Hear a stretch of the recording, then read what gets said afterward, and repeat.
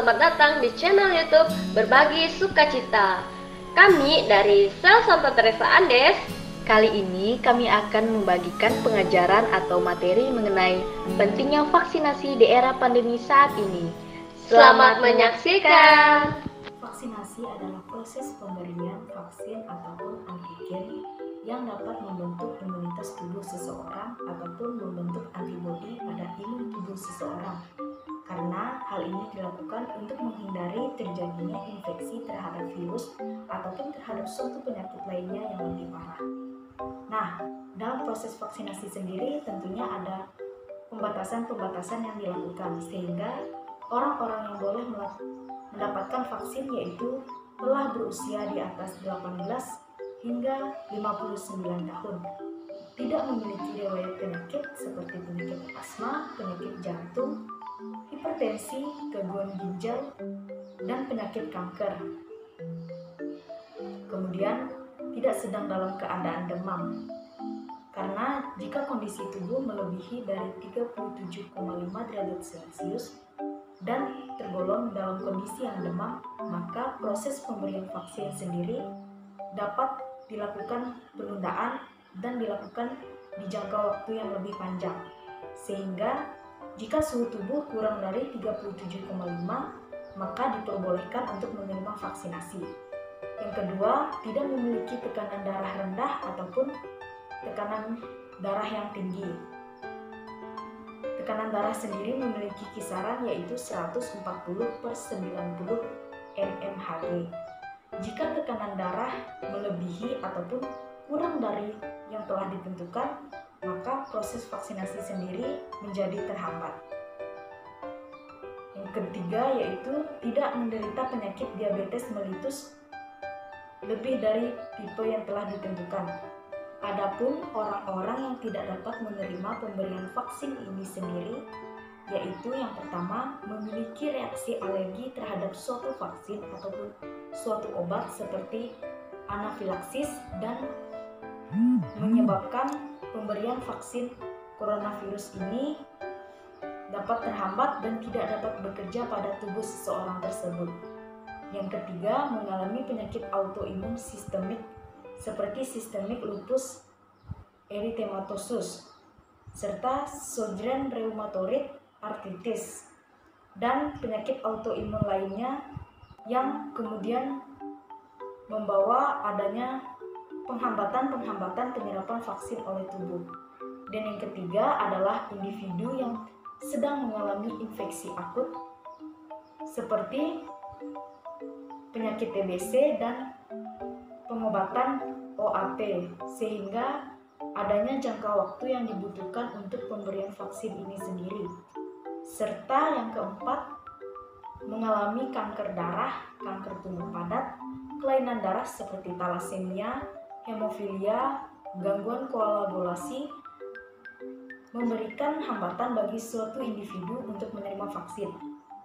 Sehingga sebelum menerima vaksin atau menerima adanya pemberian vaksinasi bagi seseorang ini harus berkonsultasi dengan dokter yang menangani di bidang tersebut.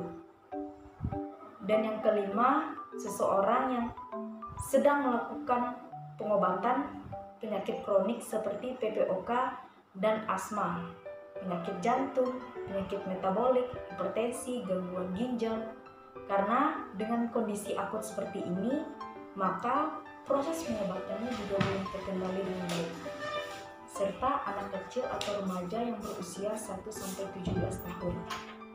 Nah, untuk manfaat dan dampak-dampak yang akan diterima setelah pemberian vaksinasi sendiri akan dijelaskan oleh rekan saya, Herlina Yuliana Astuti. Terima kasih. Di sini saya akan melanjutkan penjelasan dari Priska Debbie. Mengapa sih vaksin itu diperlukan? Nah, vaksin itu diperlukan supaya dapat meningkatkan imunitas tubuh dan membantu kekebalan tubuh kita terhadap virus atau jenis penyakit lainnya. Apabila kita sudah vaksin, maka ketika suatu saat nanti kita terjangkit oleh penyakit dan COVID-19, kita tidak akan sakit. Adapun sakit itu cuma mengalami sakit ringan dan tidak menjadi sumber penularan bagi orang lain, keluarga kita dan teman kita. Nah, di sini ada juga manfaat vaksin, yaitu dapat menurunkan angka penyakit dan kematian COVID-19. Kita akan tahu bahwa pada saat ini banyaknya angka penyakit itu diakibatkan oleh COVID, dan orang yang meninggal pun banyak diakibatkan oleh virus COVID-19. Kemudian mendorong terbentuknya herd immunity atau kekebalan tubuh kelompok vaksin. Yang pertama itu menurunkan angka penyakit dan kematian COVID-19. Seperti kita ketahui bahwa sekarang ini banyaknya orang sakit itu diakibatkan oleh virus COVID-19, dan angka kematian akibat COVID-19.